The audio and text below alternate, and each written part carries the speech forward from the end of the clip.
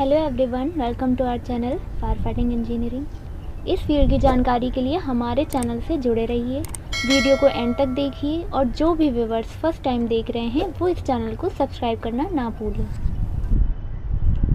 Hello and welcome to our channel fire fighting engineering. आज की इस वीडियो में हम बात करने वाले हैं how to fix a tile, कि एक टाइल को हम कैसे फिक्स करते हैं। चलिए एक बार समरी देख लेते हैं कि इस वीडियो में हम किन किन टॉपिक्स के बारे में डिस्कशन करने वाले हैं। वीडियो में हम आपको एक साइट का वीडियो दिखाएंगे जिसमें आपको दिखाया जाएगा कि कैसे एक फ्लोर लेवल पे एक बड़ी टाइल को कैसे फिक्स करते हैं, यानी टाइल फिक्सिंग का A to Z प्रोसेस उस वीडियो में आपको देखने को मिलेगा।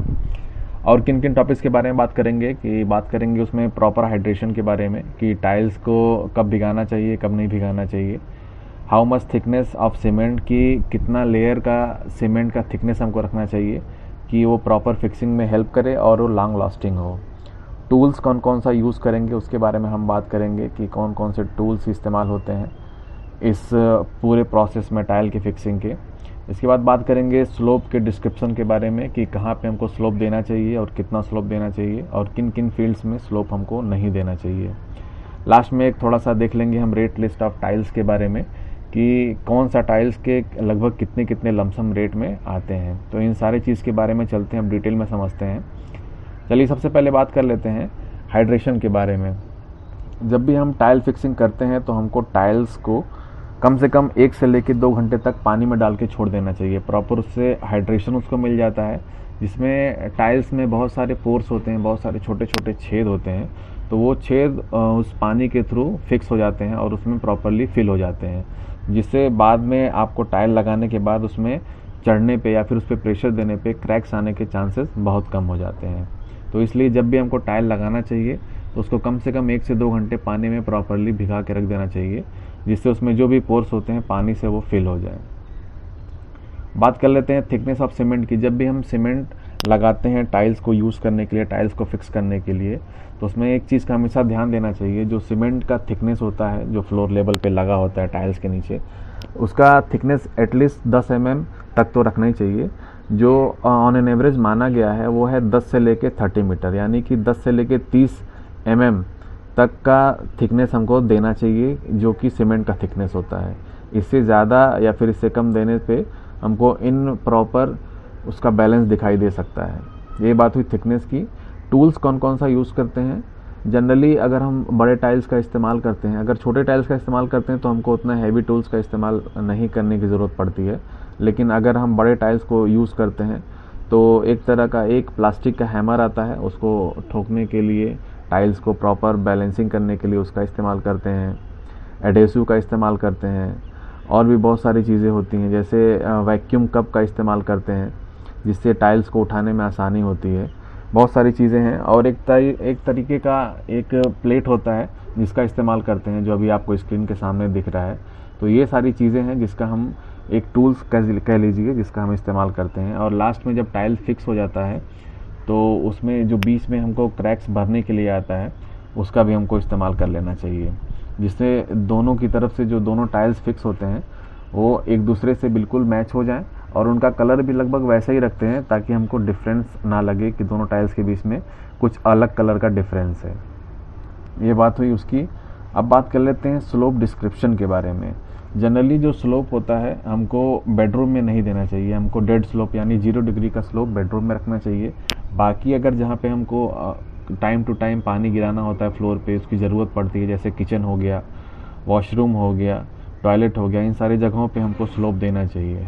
तो स्लोप देने से ये फ़ायदा होता है कि कल को वहाँ पे पानी अगर गिरा तो पानी एक प्रॉपर वे में एक जगह से दूसरी जगह तक ऑटोमेटिक शिफ्ट हो जाता है, या फिर हमको बहुत ही कम ज़रूरत पड़ती है पानी को यहाँ से वहाँ तक ले जाने के लिए।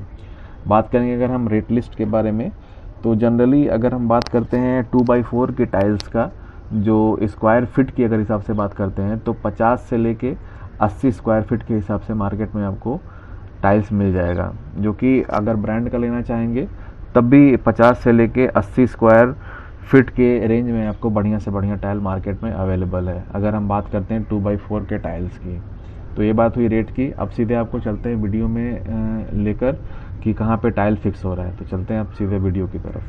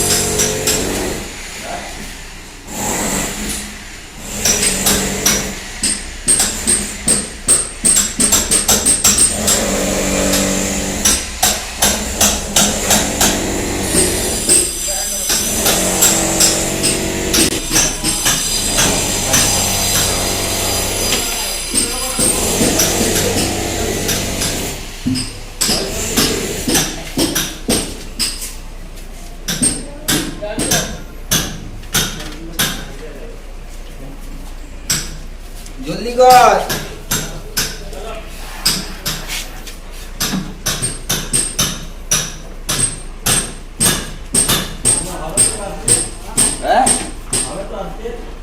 वाह, सारा दिन थोड़े ही पार्टी बच्चा।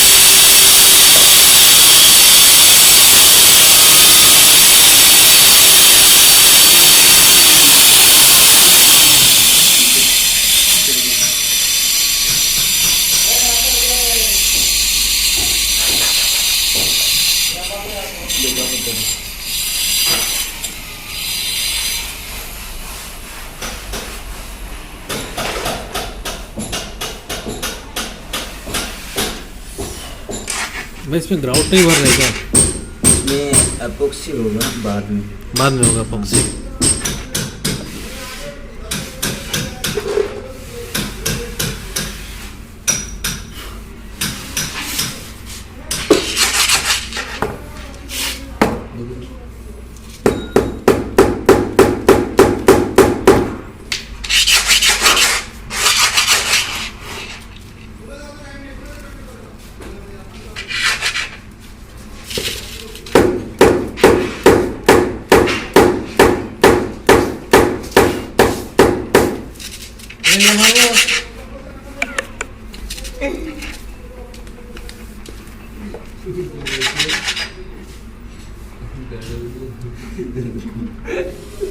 ये हर टाइल में ये स्पिरिट लेवल रख के चेक करते हो?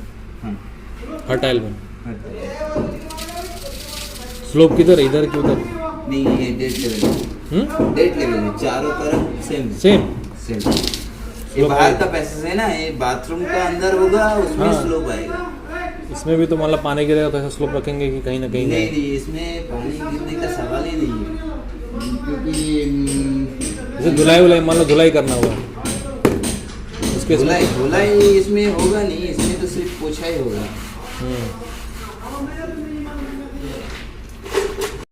अगर ये वीडियो आपको पसंद आई तो इसे लाइक करें और कमेंट करके अपनी राय दें और चैनल को सब्सक्राइब करना ना भूलें।